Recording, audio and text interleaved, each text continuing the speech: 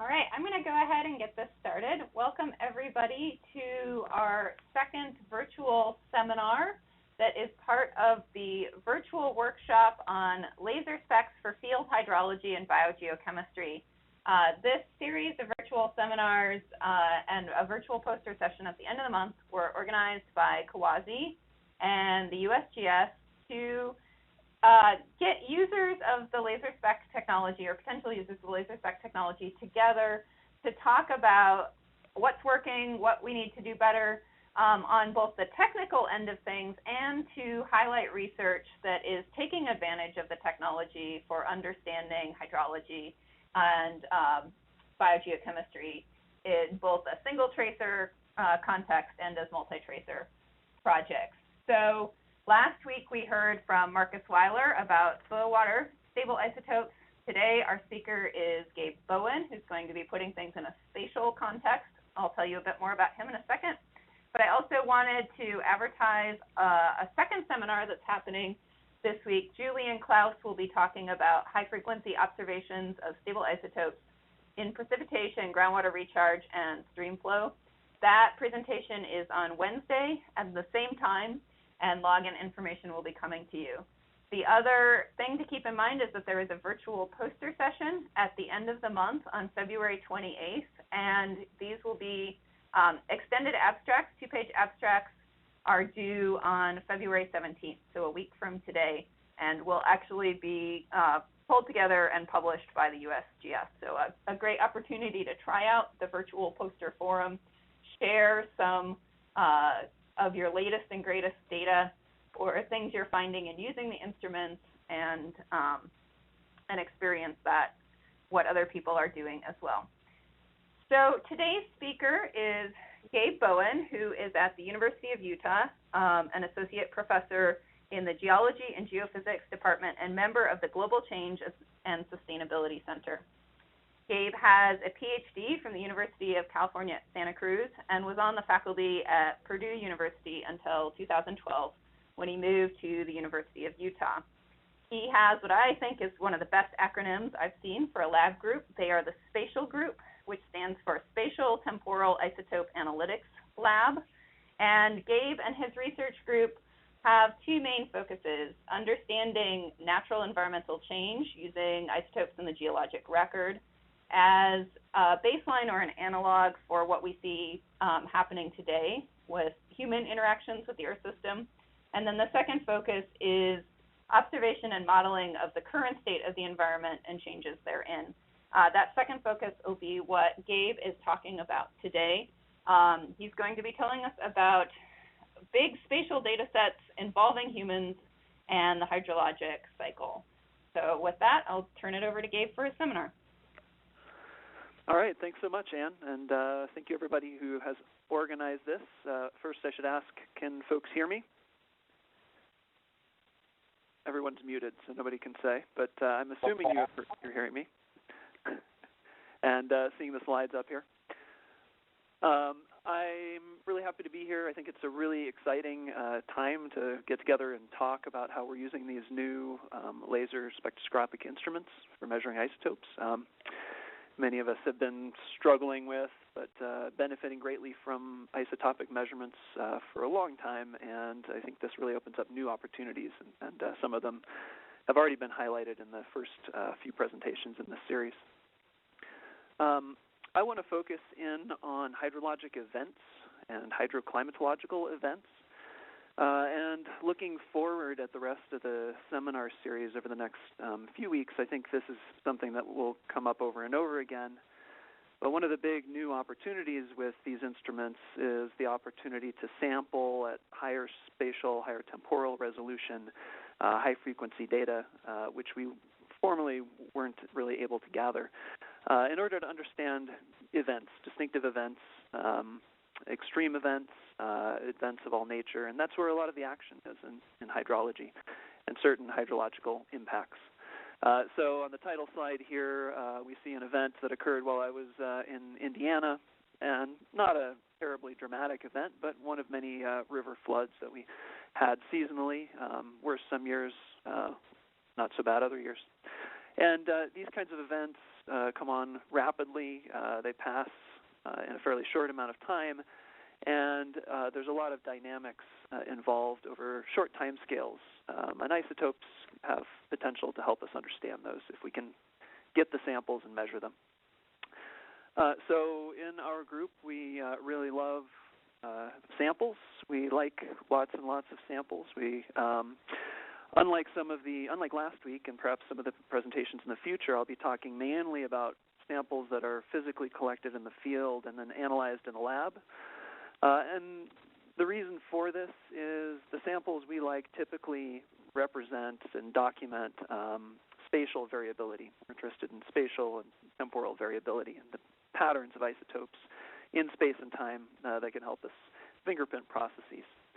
And so because of this, these are the instruments that we're using in our lab. We happen to be using a set of Picaro instruments, and they are much cheaper and more efficient than the instruments we were using a decade ago, but unfortunately they haven't come down in price enough that we can roll out a network of 125 of these to measure storm water samples. We'll look at how we can do that by drawing on the community in order to get physical samples like these that you see here. We love samples, but even more so, we love data, and so we like to build large databases. And in order to do this, we need both the access to the samples as well as fast and efficient technology for measuring samples. And I'm going to see if I can actually get animations don't seem to really work here, so hopefully that won't be too big an issue as we go forward. Oh, there it is. Okay, good. So we like to take lots of samples. We like to get lots of data, and we use this to map and interpret spatial patterns. So my talk really has three parts. The first, I'll talk a little bit about how we're making water isotope measurements in our lab using cavity ring-down spectroscopy. I'll then present two case studies where we have taken advantage of volunteer networks to gather large databases, spatial databases of water isotope ratios over relatively short time periods. To start with the analyses we're making in our lab, again, I'm going to talk primarily or entirely here just about more traditional water isotope analyses where we're working with physical samples in the lab. In our lab, we are using a cluster of Picaro L2130i analyzers. We like these. They've worked very well for us. As with everybody, we run into hiccups every now and then, but to a large degree, I'll show you in the next few slides here. We're very happy with how these are working for clean liquid water samples in the lab. Ours happen to be interfaced with the autosampler that Picaro rolled out a couple of years ago, which they now built and label with their product name. We use their high-precision vaporizer, fairly normal conditions here, 110 degrees C. These are the septa that we are using. We had to change septa a few months ago, or 6 months ago, when the old model went out, but this is what we're using now. We have developed a program for injections which we find works quite well on our system. I think the key things here, we're using a somewhat larger syringe than I think in some labs. This means it's a bit more robust, and we think it doesn't fail as often. We do a flush each time we switch from samples, and this is just a flush with a new sample. We inject the waste from this flush into just an air-dried vial holding glass wool. No vacuum or anything like that here. We do a 1.2 microliter injection into our vaporizer. We try to keep this slow, and we have a pause interval, prolonged pause interval after the injection, which we have found is important to get full vaporization, full evaporation of that sample before we pull the syringe out of the vaporizer. Unlike some labs, we really don't rinse our syringes very often. In an analysis batch, the only time we actually rinse with any kind of a solvent, and that's DI water in our case, in between samples or injections, is if we're measuring dirty waters. So we do run some fruit juices, we run some saline samples, we have a dedicated vaporizer that we use for this this gunky stuff, and if we're running those, we will rinse the syringe with DI water in order to clean out some of the things that end up otherwise being deposited in the syringe. Every analysis cycle, which is either 1 day or 2 days in our case, we will pull the syringe and do a manual rinse with 1-methyl-2-pyrrolidone. And this is just a solvent rinse that we got into this business when Picaro was recommending this solvent be used actually on the instrument. We've never done that, but we do think that this makes our syringe less sticky and prolongs the lifetime. And so we pull it, we rinse it with this stuff, and then we do a DI rinse before we return it to the instrument.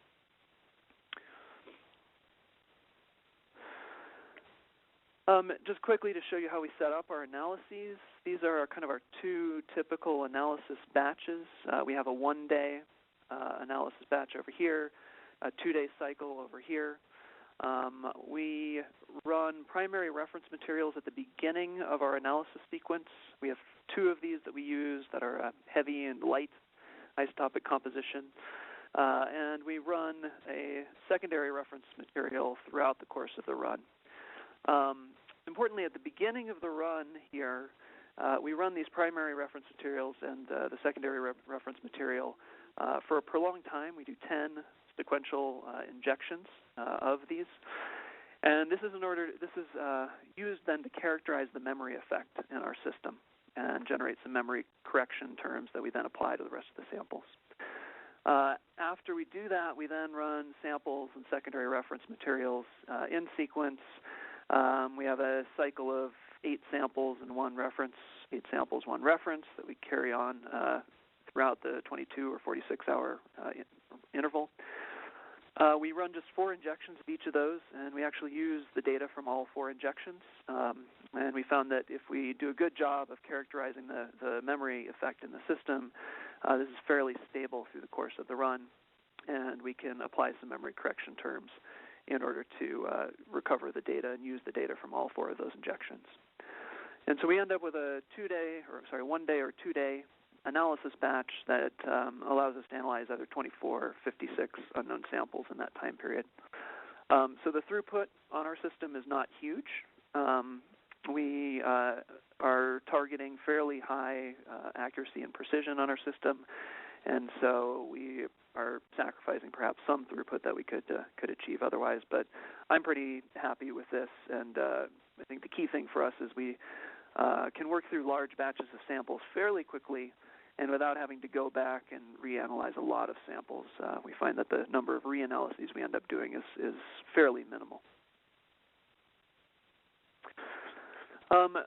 We have a data reduction system and database that we've set up and use as routine. Our analysis batches, as I showed on the previous slide, are fairly structured, so that makes it easier for us to work with the data once it comes off the instrument. Our primary data reduction occurs in a Microsoft Excel template that we've set up, and then the data post-correction, along with all of the correction coefficients and things, are exported into an Access database for record keeping.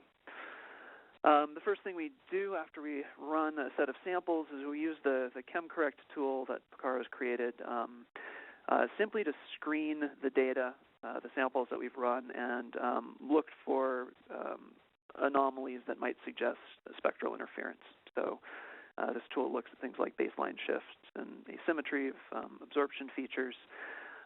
We think that's important. Again, we run mainly clean waters on our system, relatively clean waters, a lot of precipitation. We do run some surface waters and ground waters. And then we do run some samples that we know are dirty as well, and in those cases we're particularly careful. But obviously one of the things that's come up with these instruments is the potential for spectral interference and having that bias the sample results. And so this is one way that we look at the sample data in order to try to identify problem samples. ChemCorrect has a bunch of other features in it that can be used for applying subsequent calibrations and corrections to the data. We don't use those. We simply use it to screen the data for spectral interference. So without going through it in great detail, this is the rest of our data reduction sequence here. We determine memory correction coefficients for the first 4 injections of samples. And again, we do that based on that long sequence of 10 injections for our primary reference materials. We do a linear calibration to the VSMO VSLAP scale using our 2 and member primary reference materials. We look for drift in the system, which typically is fairly small, but that's the reason we run these secondary references throughout the course of the run. If necessary, we apply a drift correction. Again, it's fairly small. We review all of the parameters and compare with target criteria. So based on kind of the long-term performance of our instruments, we have certain specs that we like to meet for all of these other parameters that are up here. And if we see a run lying outside of those, then that is an easy way to identify potential problems or changes in the instrument conditions. And then, as I would recommend anybody do, the first plot we make once we have our data off the instrument and have gone through this process is a simple delta 2H, delta 18O plot, looking at our samples relative to the global meteoric waterline. And in most cases, we have some expectation for how that should look. This is one other way that you can identify potential problems associated with spectral interference, because oftentimes, in almost all cases, those problems influence one isotope system differently from the other. And then, as I mentioned, all this is stored in a relational database so that we can go back and review instrument records, as well as easily access the data that we're generating for large projects. I'll show you a few examples from that database of instrument performance and conditions and these data correction parameters that I've mentioned. So this is one. Here we're looking at the memory effect associated with the first injection of a sample. Red in the next few plots is always going to be hydrogen. Blue is going to be oxygen. We're looking here at one instrument. I believe this is HIDS 2153, one of the instruments that we've used since we received the instruments for liquid water isotope analysis. And what you can see here, this is the same vaporizer. We haven't switched vaporizers on this instrument, but you can see a progressive and continual increase in the memory effect for the first injection of any given sample. So when we first started using this, our hydrogen sample-to-sample memory was about 6% for that first injection. As a rule of thumb, it typically decreased by about 50% for the subsequent injection. So the second injection of a sample, we would see about 3% carryover from the previous sample. But you can see this has gone up substantially over the lifetime of this vaporizer. We have not cleaned this vaporizer during this time period.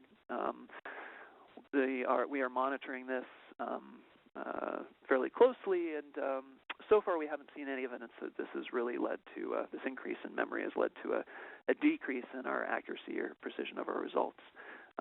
But over time, the hope is that we'll kind of figure out when that does start to happen, and be able to preemptively do maintenance on the instrument.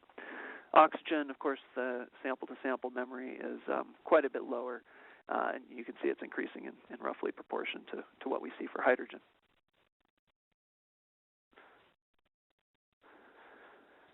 This is the slope of our 2-point calibration line. So again, red is hydrogen, blue is oxygen. You can see it looks like we're missing a decimal place here, but the slopes are quite close to 1, a little bit below 1, and fairly constant over time, although you can see there's some variability here and some systematic kind of patterned variability. Again, we see a few runs where we have kind of outlier values here. If we see those are flagged in our template, and we go back and we look at those runs more carefully. But overall, we see fairly consistent, fairly stable calibration slopes on the instrument over time, which is encouraging us that our system's performing in a kind of stable manner. And then this is our results for our secondary reference material. And so what we're looking at now is in each run the secondary reference material values. minus the accepted value for that reference material. The oxygen data in blue are multiplied by a factor of 10 here, and so you can actually see the patterns. Again, fairly stable over time. We see some variability, but within kind of a range that we're willing to accept and think is fairly good for the data and the work that we're doing. And we see some patterns. Our first kind of cluster of analyses here, we had kind of tighter variability, but a bit of a shift relative to the accepted values. We're not 100% sure what caused this change here at the beginning of January 2013, but the instruments performed fairly similarly and stably since that time. And so just to summarize here in a big table with lots of numbers in it that's probably hard to look at, this is the long-term performance for two instruments that we are using for liquid isotope analysis, water isotope analysis. This one over here, HIDS 2046, is the one that we use at times for dirty samples, juices, saline waters, things like that. And so the specs that you see here don't discriminate between clean and dirty samples. This one's been used to run only clean waters, HIDS 2053. A few things to point out. I've just summarized some of our calibration parameters here for oxygen and then for hydrogen. And so this memory effect, you can see, has been fairly similar between the two instruments. It's fairly stable, although this standard deviation value here mainly reflects the change over time that I've showed you. Our drift correction is close to zero in all cases, so not a lot of drift over the 24 to 48-hour periods that we're running these samples. Calibration slope, again, fairly stable and close to 1 in both cases. In terms of our precision, the values that we're most interested in here are these secondary reference material values, and this is the run-to-run, kind of cross-run precision and values.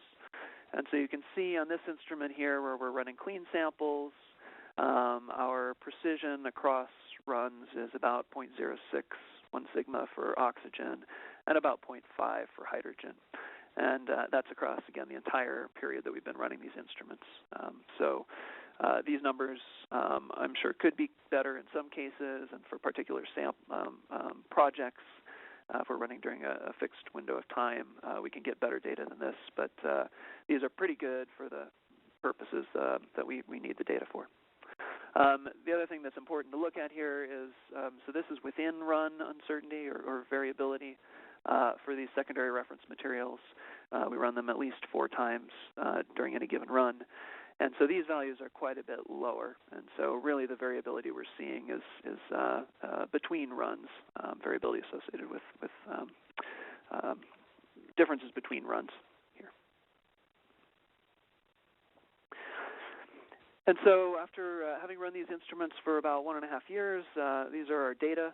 Just to summarize, doesn't mean a whole lot, but we've run projects including artificially enriched samples. We've run a wide range of precipitation, stream water samples. There are some fruit juices and other things in here as well. And just for reference, this is all of the measurements of our secondary reference material that we've run during this period on both instruments as well, shown in blue here. Okay, so I'll move on now, and I'll talk a little bit about 2 different case studies where we've used these instruments opportunistically to generate a lot of data over a short period of time for particular projects. And we'll also talk about how we're getting samples here, because that's part of the challenge for all of us. One of the things that I think many of us who have these instruments in our labs struggle with is getting enough samples to keep them running 24/7. And, of course, there's lots of ways to do that, but we like the interesting samples, too, the ones that we really want. This work is a collaborative project, which probably several people on the line participated in helping with sample gathering for. Stephen Good here is a postdoc in my group, and he's recently written up the kind of first component of this work, which is now in press at PLOS1. Should be out fairly shortly. We are looking here at isotope ratios in precipitation delivered from Hurricane Sandy, and Hurricane Sandy was Superstorm Sandy, was a tropical cyclone that underwent an extratropical transition. And so many hurricanes do this in the North Atlantic, and when they do this, they move out of the tropical kind of set of tropical conditions into the extratropical conditions, and they interact with different kinds of storm systems and meteorological features that change their evolution and affect their evolution and properties as they do this. And these systems can cause a lot of damage. Sandy was one example. If we look at all U.S. hurricane damage, we see a large number here. In many cases, these are extratropical storms. They're the ones that tend to influence the U.S. for the longest period of time. And again, as these storms undergo extratropical transitions, we see changes in their wind fields, distribution of precipitation, their speed, and their track. And this creates challenges for forecasting the behavior of these storms in some cases. And a set of processes are involved that are understood to some degree, but we could use more information on. Water isotopes have documented capacity to help us understand water cycling in cyclones. And most of the work that's been published so far is attributable to these two gentlemen here. They've worked on a series of tropical cyclones, primarily throughout the 1990s and into the early aughts. Some of the things that they've demonstrated are that there are really fairly robust and diagnostic or distinctive patterns of isotope distributions within storms. In particular, if we look at tropical cyclones over the ocean before they start interacting with land, we tend to see a depletion in the heavy isotopes as you move radially inward toward the storm center. And this has been attributed to intense distillation of heavy isotopes within the storm system, where you have a lot of internal recycling of moisture. In some cases, these values, and in particular deuterium excess values, can be indicative of external vapor sources, or help you fingerprint vapor sources contributing to these storms. And there are other isotopic features that can be associated with the type of precipitation, intensity of updrafts and convection within the system, and other characteristics of the storm. Superstorm Sandy, I'm sure everybody is familiar with to some degree. Here's a beautiful image of it from the NASA GOES satellite. We're looking at water vapor here. It impacted the Caribbean and the eastern U.S. Between October 22nd and 31st, 2012. It underwent its extratropical transition October 29th, shortly before it made landfall with the eye passing over New Jersey early on October 30th. Its maximum intensity was Category 3. It had weakened somewhat by the time it made landfall, but it had also expanded quite a bit. And so one of the distinctive things about Superstorm Sandy was its vast size and the area of the East Coast that it impacted. The numbers I had when I put this slide together said at that time it was the second costliest hurricane in U.S. history. I think that's still the number that goes with it.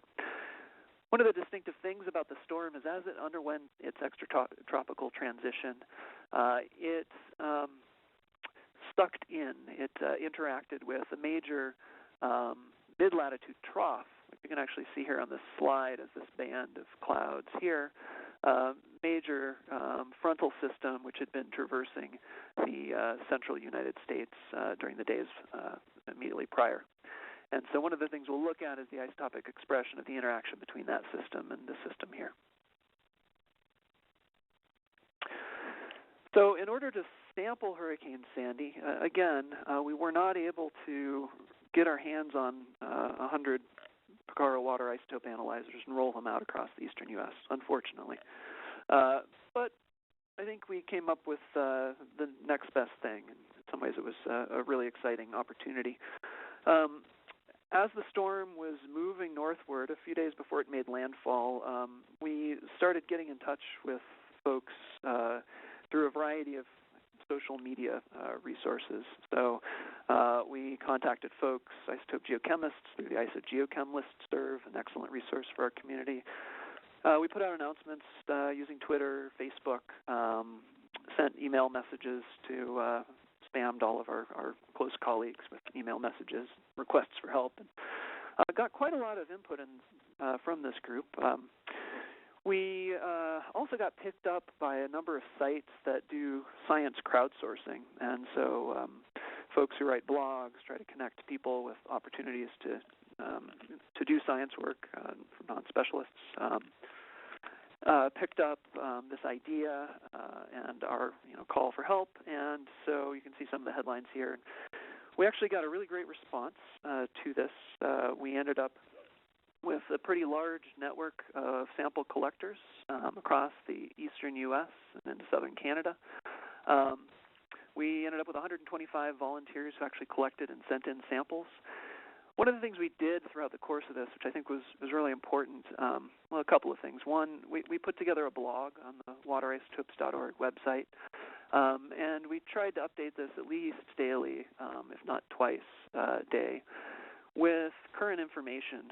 So folks, as they sent in their information to us about where they were collecting samples or even started sending in samples or sample metadata, we would update this site so that they could see their contributions kind of appearing on the radar, on the map here. A second thing that we really tried to do is we tried to come up with a sampling scheme that was as simple as possible. And I've worked a lot with large databases. It can be a real pain in the ass to work with databases if you're not sure about the data quality. But at some point, there's a trade-off between participation and the level of top-down control you want to exert on an effort like this. And in particular here, about half our volunteers were non-scientists. And we were trying to get people engaged in this effort very quickly. And so we tried to ask as little of them as we could. We provided basic instructions on how to collect samples. We provided a Excel template for recording sample metadata, so we made sure that we got the key information. We provided guidance on how to store samples and ship them to us, but we tried not to be too prescriptive. And I think this really helped. We certainly ended up with some samples that were not usable. We received some water in Ziploc bags, which we just were not able to analyze or didn't analyze. We didn't know what it meant. But on the whole, I think it was very successful, and people did a good job. And we're quite creative. We got reports of people collecting samples, and we got some nice photos of folks with Kokoros rain gauges where they were out collecting samples from those.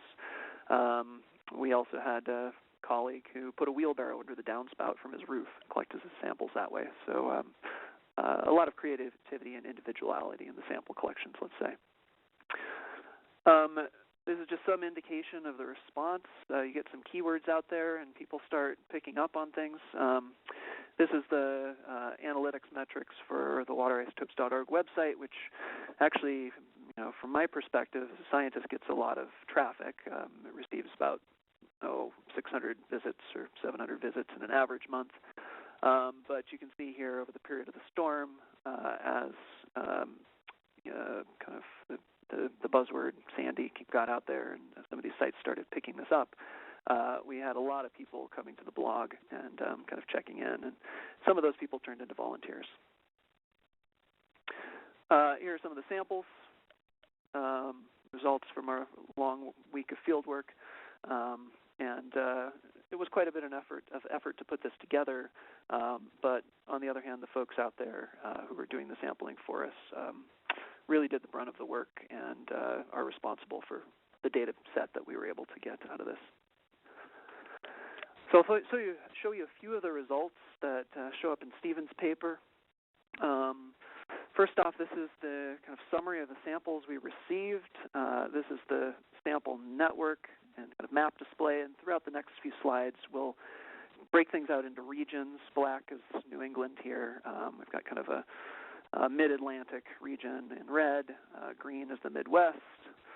And then blue down here is our south, which is really the central Atlantic coast. You can see the distribution of samples with respect to time here. This is where the storm underwent its extratropical transition and then made landfall. And you can see all of our sampling here is land-based, so that kind of skews the distribution in terms of when and where the samples are collected. We ended up with more than 700 samples that were deemed useful, and those came from about 125 volunteers. Our instructions were to collect for 12-hour periods, cumulative rainfall. Some individuals did denser temporal sampling, and so we have a few sites where we have really nice kind of hourly resolved data throughout the storm. I'll skip right over this, but this is our HO plot. You can see, I guess the thing that jumps out here is a huge range of variability. So within this single synoptic system, we have data from basically ocean values down to minus 23, 24 per mil for oxygen. A huge range of values. And these values exhibit some really nice spatial and temporal structure, which is what we were hoping to see, and in fact did see. So these plots are showing precipitation delta 18O and deuterium excess values as a function of time. The lines, again, reflect our different sampling regions. And so the point to make here is that we see distinctive and different patterns associated with the isotope ratios observed in different regions. If we just look at the mid-Atlantic and south regions here, these two regions were affected. They were kind of on the downwind side of the storm, the receiving end of the storm, the cyclonic circulation. And you can see as the storm made landfall, we see a huge drop in the isotope ratios of precipitation falling in these two regions. And it happens sequentially. So these southern regions, which are kind of on the tail end of the circulation, drop first, and then followed by the mid-Atlantic. Interesting thing to point out is that during this time, as the oxygen values are changing dramatically by over 10 per mil, we see basically no change in deuterium excess values, and we see the same DXS values at the mid-Atlantic and southern sites. So this suggests a fairly uniform source conditions for the water that's falling in the system. The Midwest stands out. It was being influenced by that earlier mid-latitude system again, and so what we see here, I think, is a reflection more of that system than it is necessarily of Superstorm Sandy's influence throughout most of this record. And then the one that really stands out is New England, where we see really high delta 18O values throughout the storm. And we'll focus in on deuterium excess a little bit later, but we see a huge increase in DXS values and very, very high DXS values a day or so after the storm makes landfall at the New England sites. If we look at this spatially, we see really great spatial structure here. If we look across the entire data set, these are now referenced to the position of the eye of the storm at any given time, and this is the entire data set then projected into that space. You can see how these samples map into our different geographic regions over here on the right. But what you can see is a really strong kind of asymmetry and spatial structure in the pattern of isotope ratios within the storm. The hot values over here, high isotope ratios. As we move counterclockwise following the circulation of the storm, we see very, very low values down here to the west and the south of the eye of the storm. And so this is consistent with a big rainout effect that what we're seeing here is largely the distillation of moisture within the storm system as it's transported off the ocean and around the storm system, which is over land at this point, so it's not recharging too quickly over the land. In addition to our isotope data, we've got access to some really interesting meteorological information through a collaboration with John Lynn here at the University of Utah, one of his students.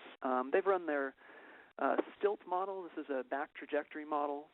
Probably many of you have used high split. This is like high split, except it incorporates stochastic representation of turbulence within the atmosphere.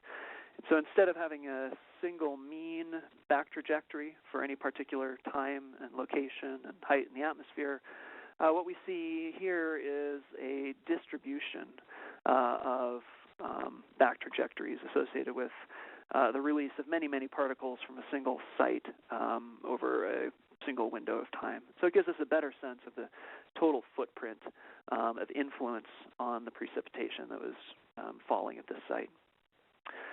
We ran this model releasing 5 particles every 15 minutes at 6 different heights in the atmosphere. This is 120 hours. We tracked these 120 hours back into the past. And what you're seeing here is a calculation of the footprint in terms of the water sources contributing to precipitation at this site during this 12-hour time period. The hotter colors mean higher contribution, and the footprint is calculated by looking at the change in specific humidity of particles that are in the boundary layer and calculating the uptake of water into those boundary layer particles as a function of their modeled change in specific humidity. So using this, we can then actually feed that information into a Rayleigh-type model and see how things look here.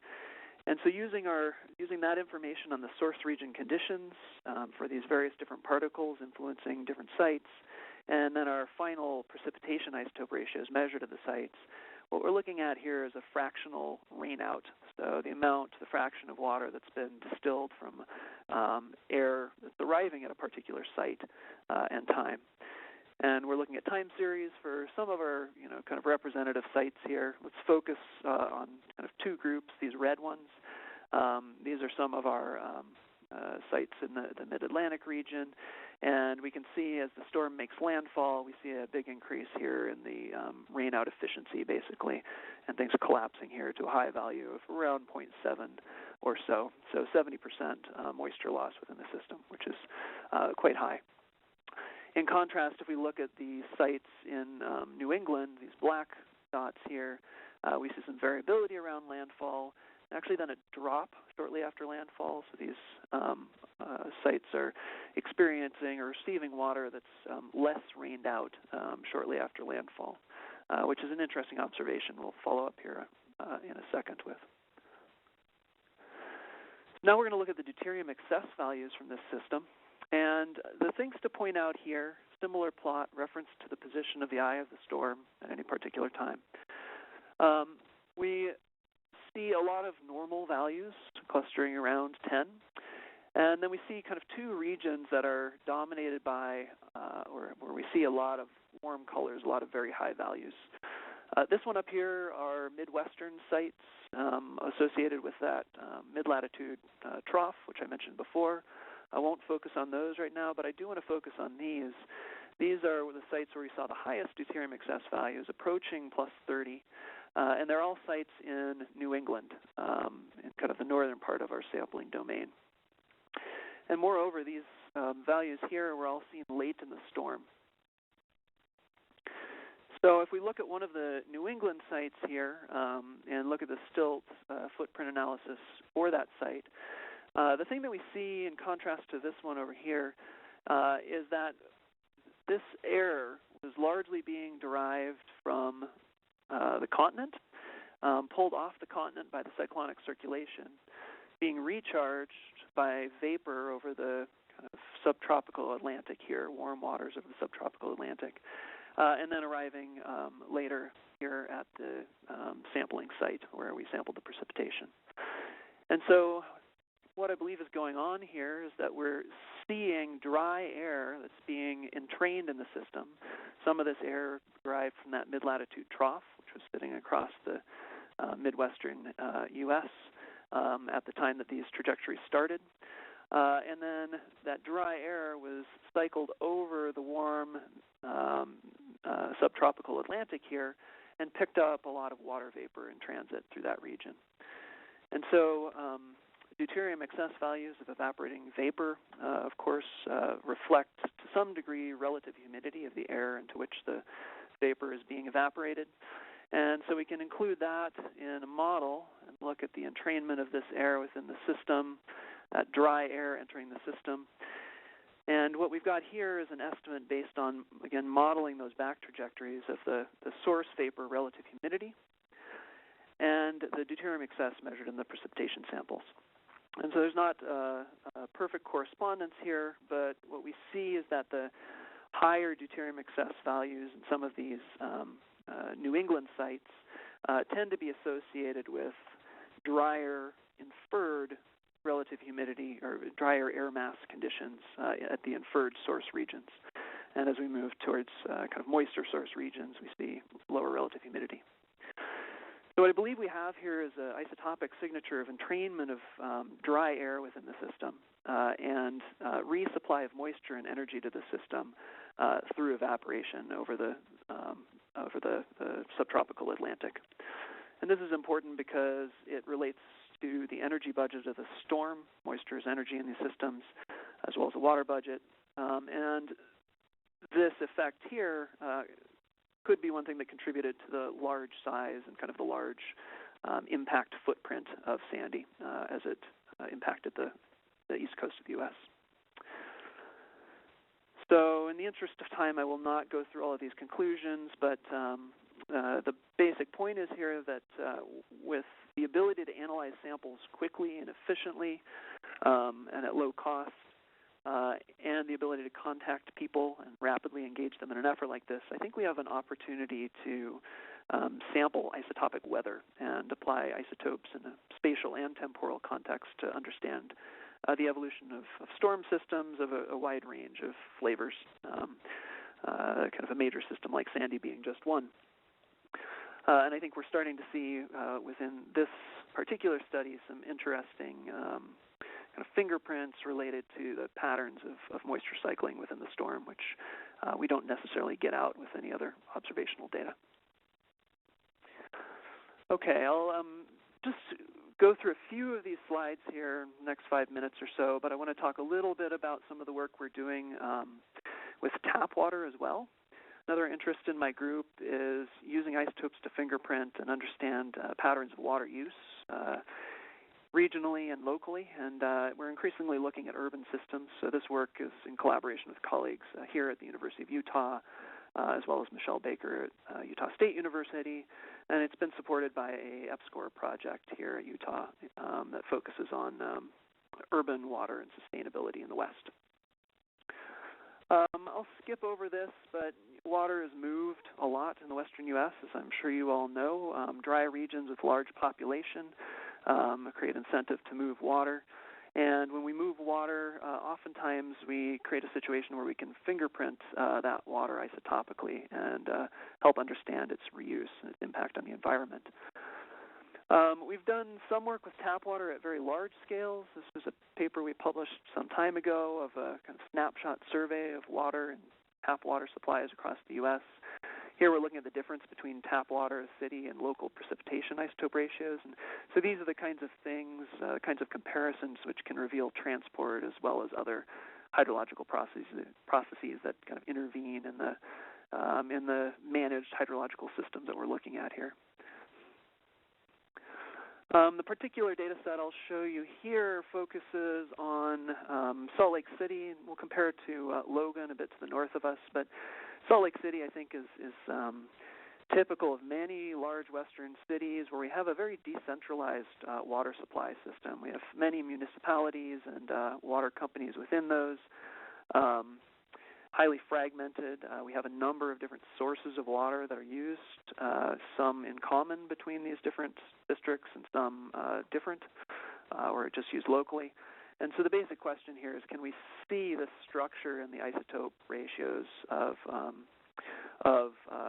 tap water samples and use that to help us kind of interrogate what's happening, who's using which water, how it's being distributed, shared within these systems.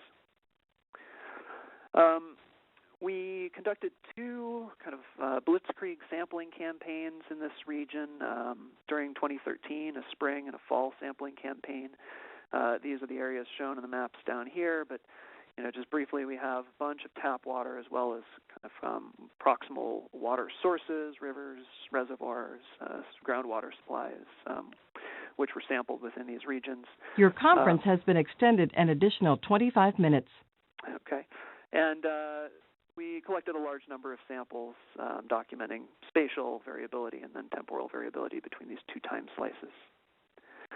Our hydrogen-oxygen plot here, actually most samples clustering within a fairly narrow range, but we clearly see evaporation as a dominant effect within this system. This sample here is a lake water, a reservoir sample, which is quite evaporated, but interestingly we see some tap water samples which are quite evaporated as well. So we see a wide range of variability in the tap water samples that's approaching the range that we see in our kind of natural or surface water systems as well. I'm going to skip over this. The distributions look a bit different in Salt Lake than they do in Logan, and I think we can think about that in terms of the kind of centralization or fragmentation of the water supplies in these sites. In particular, if we look at Salt Lake, and now we're looking at hydrogen isotope ratios of tap water only collected within the valleys, we see fairly continuous variation here in Logan in the north, and then within Salt Lake, where we have all these different water districts, we see some very discrete variation. So we see regions that have distinctive characteristic isotope ratios that differ from those around them. Similarly, if we look at deuterium excess, we see a similar thing, and most of those patterns we saw on the previous slide with hydrogen isotopes are also reflected here for deuterium excess, although we start to see some other things poke out as well. So I think both tracers are very useful in kind of characterizing the supplies in these systems. I want to look at zoom in now to the Salt Lake Valley, so just the subset within the kind of major urban center, and look at kind of contrasting the spring and fall samples that we collected. I think the first thing to point out here is that there's really not a lot of variation in most of the samples we looked at. So this suggests stability in supplies. This is maybe not too surprising. We have major reservoirs and groundwater supplies that are used within these sites, and we don't see a huge amount of variability then in the kind of isotopic fingerprint of the sources that are being used. If we look at deuterium excess, we do see that on the whole, the fall samples tend to have lower values, look a little bit more evaporated. That's also maybe not surprising for sites that are using some reservoir water. And then we see some clusters of sites here which are clearly doing different things in the spring and fall, so a switching or change in the water supplies that they're using. And so we've attempted to kind of diagnose and characterize different groups, different modes of water use within this kind of broader urban area. We've done this by taking the data set that we have available to us, both spatially and temporally, and using clustering analysis. And so we see, in this case, we've identified 5 different kind of modes of water use or isotopic variation in waters within this system. 3 of them in the yellow and green and blue here on the right-hand panel, and as well as on the left-hand panel, are quite similar and represent the vast majority of sites. And the springtime isotopic composition of water being used, and deuterium excess values of water being used at these sites is fairly consistent. It's fairly normal. It's kind of unevaporated meteoric water type values for this region. And then the contrast between these 3 different groups here, the yellow, the green, and the blue, is really just how much variability we see between spring and fall. So the change between spring and fall hydrogen isotope ratio values and DXS values is quite small, and in many of the sites represented by the blue and green groups here. The yellow group, we see larger change, perhaps suggesting a greater reliance on water from small reservoirs that might be evaporating throughout the course of the summertime. We see a few outliers. Of course, those are always the most interesting in some sense. This red cluster here, we see strong evidence for switching of water supplies, in particular in the spring. they're using a distinctive water resource or isotopically distinctive water resource relative to this main group of samples. And then if we look at the change into the fall, they seem to actually be switching to something more consistent with the bulk of samples here. And then we have this purple cluster, which is the kind of oddest group of samples. Almost no variability between spring and fall, but very distinctive and characteristic isotope values for the water that they're using. In particular, they're very heavy and very, very low DXS. So this suggests a large water resource, a large reservoir or subsurface resource. And in fact, this community over here, Magna, is using groundwater resources, but recharged with very, very evaporated water. And so artificial recharge perhaps in this case. All right, so based on these data, we're starting to see the connections between the tap water and the water sources used, and as well as variability within these urban distribution systems. We see kind of distinctive patterns associated with very fragmented water distribution systems in our Salt Lake metropolitan region. And we can make kind of first-order inferences about how people are obtaining the water they're using, as well as how that's varying over time. One of the things I think is interesting here, I didn't show it outright, but the patterns within the Salt Lake Valley don't always correspond to the boundaries of water management districts. So in fact, I think what we see is some exchange, some bartering, some distribution across boundaries, which is not necessarily readily apparent if you're just looking at the physical or economic structure of the systems that are involved. So with that, I'll end. Just want to thank Amy Stamke in my lab, who's done a lot of the analytical work, as well as the volunteers who've contributed to both of these sampling campaigns. And if there's time and people want to stick around, I'd be very happy to answer any questions. Thanks. All right. Thank you, Gabe, for an excellent seminar. Audience, I haven't seen any questions come through in the chat, but if you are, if you're sitting on a question that you would love to find out from our speaker, please enter it in the chat so I can see it as well. So I guess while we're waiting for our audience to generate some questions, I have a few questions for you. I'm going to sort of work backwards in my questions because I'm really intrigued by this urban water sources thing. And I was wondering if you had talked to water suppliers in the region to find out whether they're using groundwater or surface water reservoirs. Can what you see in the isotopes, is it backed up by what they're telling you about the water sources? Yeah, it is. We've started that discussion to some degree. One of the challenges that there is a county-wide agency that brokers a lot of information here in Salt Lake, and so that's a very useful resource in terms of trying to find out what's going on in these different areas. But the kind of fragmented water management system in the valley means there's a lot of parties to talk to if you want details. So that creates that makes it a more challenging prospect than it would be otherwise. Where we do have information, it tends to jive pretty well with what we're seeing isotopically. There are a few communities that are using primarily groundwater. That anomalous kind of cluster out in the western part of the valley that I pointed out is one. There are others that have local wells, and then the vast majority of water companies in our valley use a blend of surface water that's supplied from major reservoirs like this one on the slide here, and then some groundwater wells that are supplementary. And so that's, I think, fairly consistent with what we see in terms of the pattern of change and the values, how they change in those kind of three major clusters that I showed in the spring and fall sampling. Okay, interesting. So they're the water they're getting is a mixture of surface water and groundwater. Can you see in are they all drawing from sort of the same network of reservoirs, or are some using distinctive reservoir sources? And then do you see the evaporation signal coming in from the fact that this water is sitting in a reservoir, or is just all of your water in the region evaporative because you're so arid?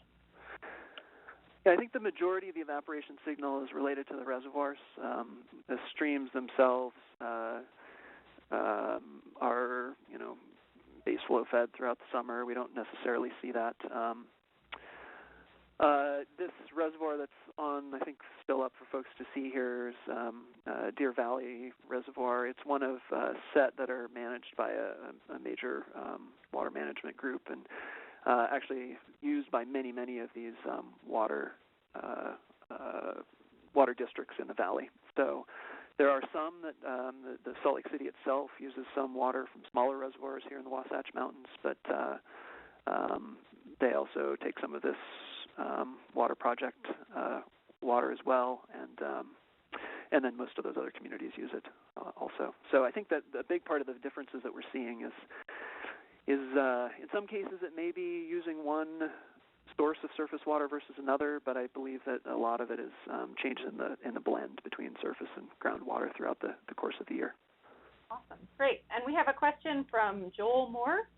Do your Salt Lake City results where water district boundaries don't necessarily match with water isotopes have any implications for state or local regulation of water usage? Yeah, it's a good question. I'd have to think a little bit about the regulation. I guess the one thing that I've thought about a bit is in responding to potential problems of contamination or water quality issues. So to the degree that the water companies know exactly where water goes once it comes into their pipes, that's information that's maybe in hand, but I think in some cases where it's not transparent and water's moving across these boundaries, we can fingerprint taps, people who are using water that has different origin. And so I think that's one potential use here. In terms of water regulation, yeah, I mean, everything is quite highly allocated. I guess I don't know enough about the politics or how the accounting is done to be able to say whether that information could feed into enforcement of regulations. Thought a little bit about water stealing, obviously, in cases where somebody's taking water without from a source they're not supposed to be. It's another place where this information could come into play. Since I haven't gotten any more questions from the audience, I'll ask you another one, which is, when you sampled the streams at the same time, were those isotopically distinct from tap water, or in any cases did you see tap-like signatures within the streams? Yeah, there's some overlap. Back up here just a little bit, I think, so our streams and rivers are the green triangles on this slide. And so there's quite a bit of overlap, and basically everything's converging on a, whether you're up in Logan or down in Salt Lake, on a kind of regional precipitation, kind of characteristic precipitation value. So in individual cases, there's a large degree of separation. For example, the Jordan River that flows through the central, through the valley here in Salt Lake Valley is coming out of Utah Lake. It's got a nice evaporated signature. The tap water that most of these communities are using is much closer to the Gold Meteoric waterline and quite a bit lighter. And so there's definitely kind of distinctive values for those two sources, which one could use to, say, calculate mixing ratios and riparian zones or places influenced potentially by both sources. Great. We have another question from the audience, from Laura Toran, asking, what criteria did you use to reject volunteer samples other than bad sample containers? Did you ever reject based on outliers in the analysis? Yeah, that's a good question, because we're studying an extreme event, so we try not to be too, you start getting circular if you start rejecting just outliers. So there were some that were obvious, and the majority of the ones that we excluded were obvious. These are the Ziploc bags where we had a set of shampoo containers that hadn't been rinsed and were soapy. So those ones were eliminated right away. Beyond that, we ended up keeping most of the data. We, plotted things in H&O space, and we did look a little bit for kind of regional outliers or outliers in the context of samples around them. So our network was dense enough in space and time that we identified a handful of samples that looked like they had been evaporated isotopically, and then if you compared them to the samples around them, we're clearly outliers in that sense. And that's important, I think. I mean, again, I said we tried to not be too prescriptive in terms of telling people how to collect their samples. A lot of these sampling collectors are open containers. The samples were integrated over a fairly short period of time, so we weren't too concerned about major evaporation effects, but those are the kinds of things we always have to watch out for and be worried about. That's how we approached it. Great. We have another question from Joel Moore, so we're going to jump from Sandy back to Salt Lake City. Where is wastewater disposed of in Salt Lake City? Could your data be used to constrain artificial recharge to surface or groundwater? Yeah, really good question. So I don't know the details of the wastewater system here. I believe most of it ends up being discharged back to local streams, and then ultimately it ends up out in the Great Salt Lake. But I don't know the details. I think that, so this is one of the things we're thinking about trying to do with this data, looking both at wastewater, but also irrigation and side effects, losses from irrigation and distribution systems as well, leaky systems. I think that the basinal precipitation is very distinctive. So the precipitation we receive down here in the valley is very distinctive and different isotopically than the water that's being used for tap water supplies for human use. And so there's an obvious opportunity to distinguish between those two. A lot of the groundwater in the region is recharged in the mountains through kind of mountain block recharge processes. And so in that case, the isotopic fingerprint is not as distinctive. We're looking at naturally recharged mountain water and artificially recharged mountain water, and there may be some subtle differences that we could tease out for particular systems, but I think there's less potential in that case. There's probably other tracers that might be better there. Great. Nobody's asked you about how you're running your instrument, and thanks for all those wonderful details at the beginning. The way you've been processing your data sounds very similar to a paper that Robert van Geldern published a year or so ago. So did you arrive at those data processing steps independently, or have you looked at what he's been doing? Yeah, I should have pointed that out. Thanks for reminding me. No, so our method is a derivative of what they reported in that paper. When we first got our instruments, was basically when I moved here to Utah.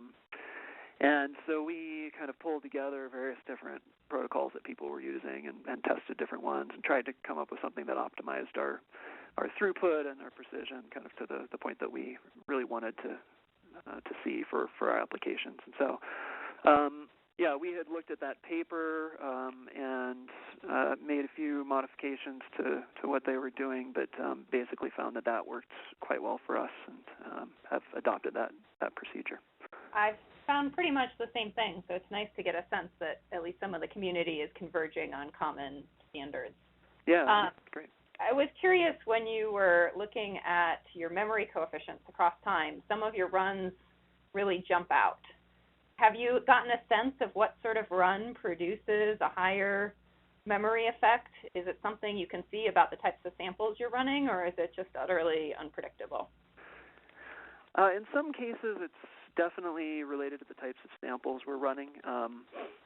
And in some of those plots, I guess the time series I showed were just for the one instrument. But, when we are running dirty samples, we have a dirty vaporizer, and we are now taking it in for cleaning because the last batch of samples, our first injection hydrogen memory coefficient was 60%. So when you get things building up in those systems over time, it becomes a real problem. It's still fairly stable, and we can still get reasonable data, but it's definitely getting past the point where we're comfortable with it. For individual runs, some of those outliers I couldn't finger point. In some cases, what that's associated with is runs where we're measuring artificially enriched samples, and so in theory the proportionality should be pretty similar there, but we tend to see for really, really wide ranges values that sometimes those coefficient values go up. There's a little more carryover. All right. Are there any other questions from the audience? We're at 10 past 1, and Gabe's done a great job with his talk. I'll talk for a few minutes while I'm waiting to see if anybody pops in with a last-minute question. But just a reminder again that we have another cyber seminar, same time, same place on Wednesday with Julie and Klaus talking about high temporal resolution sampling. And then coming up, we have more seminars in the next week or two. One on February 19th and one on February 24th. Todd Dawson on February 19th and Mark Conrad on February 24th. And then we'll conclude this wonderful virtual workshop on February 28th with a virtual poster session.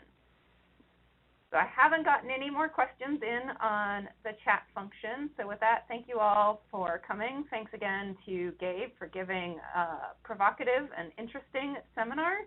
And hopefully we will virtually see you again on Wednesday. All right, thank you. Thank you.